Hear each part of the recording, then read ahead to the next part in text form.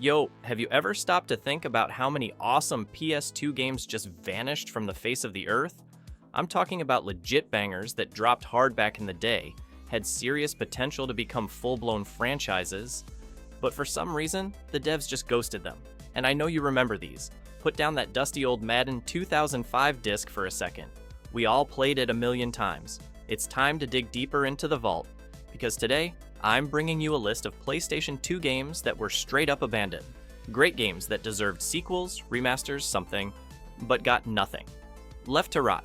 Let's start with Maid Man, a true hidden gem for fans of gritty mob stories. Released in 2006, this third-person shooter dropped you into the violent underworld of 70s New York. You play as Joey Verona, a Vietnam vet turned mafia hitman, working his way up the ranks through blood and betrayal. The vibe is pure Scorsese.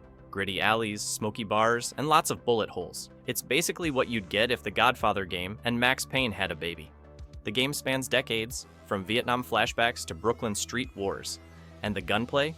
Straight raw, heavy recoil, headshots that feel brutal, and environments that crumble around you. It wasn't perfect, but it had soul. It told a full mob story with personality, and still, no sequel, no remaster, no nothing.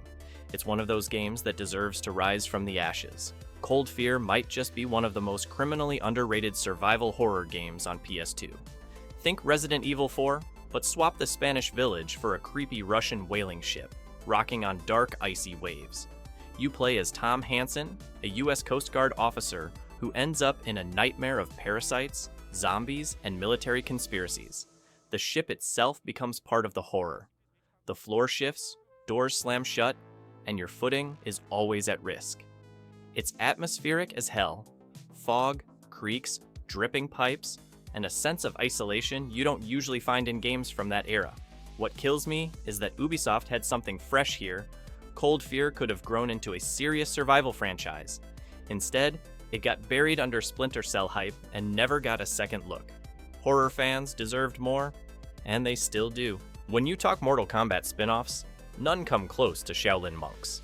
Released in 2005, this action-adventure beat-em-up lets you play as Liu Kang and Kung Lao in a full story mode packed with combos, boss fights, and insane fatalities. But this wasn't just fan service. The level design was clever, the combat was fluid, and it brought new life to the MK universe. You traveled across stages straight from the arcade classics, from the living forest to the pit, all reimagined in 3D. There were co-op puzzles, secrets to unlock, and cameos from MK legends like Sub-Zero and Scorpion. Honestly, this was Mortal Kombat at its most creative, but instead of building on it, Midway left it behind. Imagine this gameplay with today's graphics and netcode? That'd be a day one purchase, no question. True Crime NYC was the gritty cousin to GTA, set in a crime-soaked Manhattan and following ex-gangster turned NYPD detective Marcus Reed. This 2005 open-world banger gave us a version of New York that was dark, dirty, and deadly accurate. You could fight crime or cause chaos, take bribes or do good. The choice was yours. It felt like you were dropped into a Scorsese film with cheat codes. But what really sets this game apart was the tone. It wasn't trying to be funny like GTA, it was trying to be raw. The soundtrack, the gritty missions, the attitude, all on point. And yet, after a troubled development cycle, the franchise was scrapped. Sleeping Dogs came out of its ashes. Great game, sure, but True Crime had unfinished business. This city still had stories to tell. Driver, Parallel Lines told a better crime story than most movies. Starting in 1978, you play as TK, a young getaway driver tearing up the streets of New York with muscle cars and Motown blaring through the speakers. Then, boom, betrayal. You're locked up for 28 years and released into a completely changed city in 2006. It's a brilliant time-skip mechanic that adds emotional depth and gameplay contrast. The soundtrack was phenomenal. 70s soul, early 2000s punk, hip-hop. It set the tone perfectly. You felt the generational shift not just in cars, but in the world around you. The attention to detail was wild. Even the Twin Towers were gone, reflecting real-world change. It was immersive, cinematic, and personal. So why no sequel? Ubisoft owns the rights, and they're just letting it rot. A next-gen reboot would kill. This one is dark, and I mean real dark. Narc lets you play as two DEA agents trying to stop a drug called Liquid Soul from flooding the streets. The game dropped in 2005 and pulled no punches. Graphic violence, drug addiction, and moral choices that actually mattered. It was ahead of its time and probably too raw for its own good. You could arrest suspects or pocket the drugs. You could go rogue or play by the book. The choice was yours, and the world responded.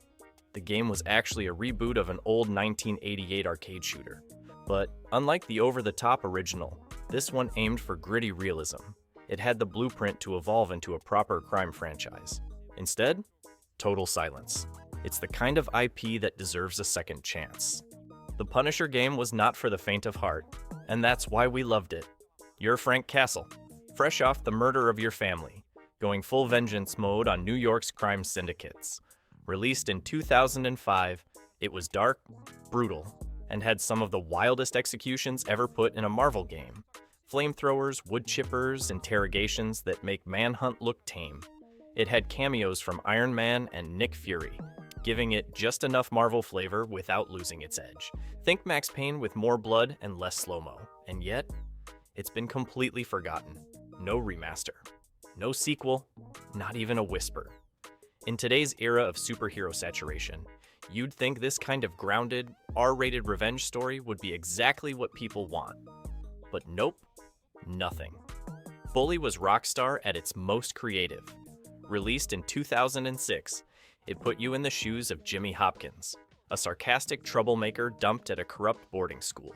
It was GTA, high school edition, but with more charm and way more pranks. You could attend classes, beat up bullies, romance students, and climb the social ladder of Bulworth Academy. It was banned in several countries, but that only added to the legend. Over time, it's been re-released on multiple platforms, including mobile. But here's the thing. The demand for Bully 2 is massive, and Rockstar keeps ignoring it. Instead, all eyes are on GTA 6. Meanwhile, this fan favorite sits on the shelf. It deserves better. It deserves a second semester. Before Red Dead Redemption blew up, there was Gun.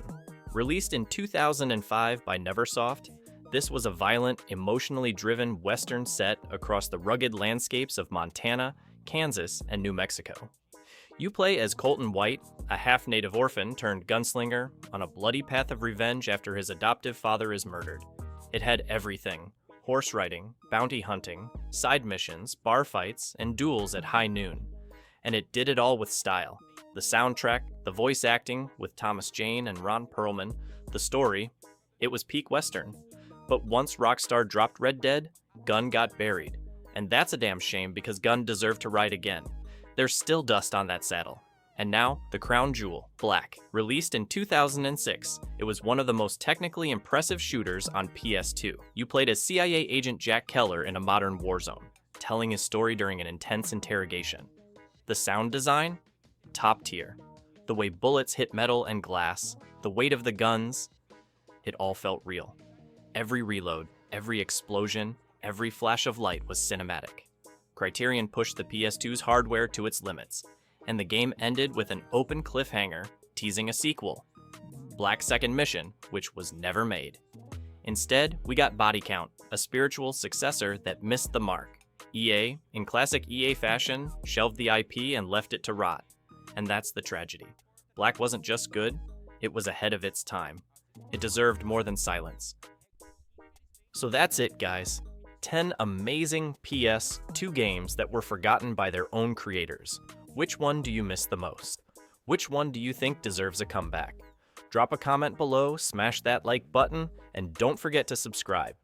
It helps a ton and keeps these retro gaming vibes alive. Thanks for watching, take care, and I'll catch you in the next one.